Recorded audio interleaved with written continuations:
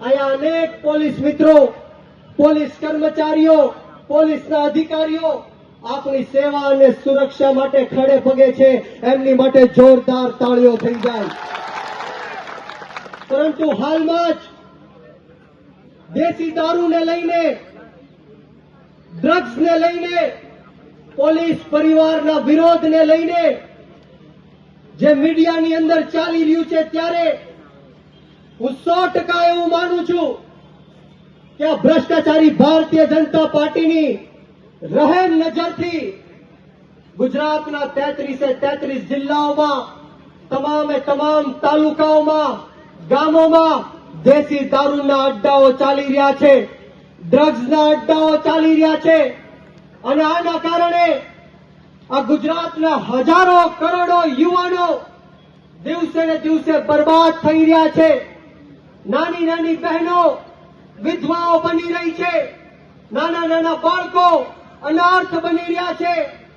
માતાઓ પોતાના બાળકો ગુમાવી દે છે. ત્યારે આ હર્ષ સંઘવી એવું કહે છે કે કાયદામાં રહેશો તો ફાયદામાં રહેશો. પરંતુ હર્ષ સંઘવી, તમે આ પોલીસને જ કાયદો તોડવા માટે મજબૂર કરો છો. આ ગુજરાતની જનતા જડબા તોડ જવાબ તમને દેવાની છે. હું એક વાર નહીં 1000 વાર કહીશ કે જે પણ પોલીસના અધિકારીઓ દેશી દારૂ અડ્ડા ચલાવવા માટે બુટલેગરોને પ્રોત્સાહન આપશે, દેશી ડ્રગ્સના અડ્ડાઓ ચલાવવા માટે આ માફિયાઓને આગળ કરશે, એ અધિકારીઓના એક વાર નહીં 1000 વાર બક્કલ અને પટ્ટા અમે ગુજરાતની જનતા ઉતારીશું.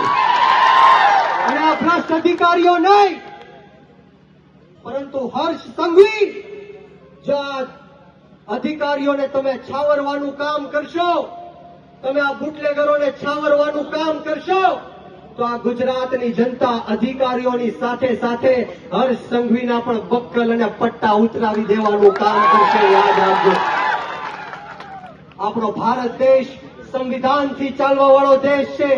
આપણે કોઈનાથી ડરવાની કે ગભરાવાની જરૂર નથી.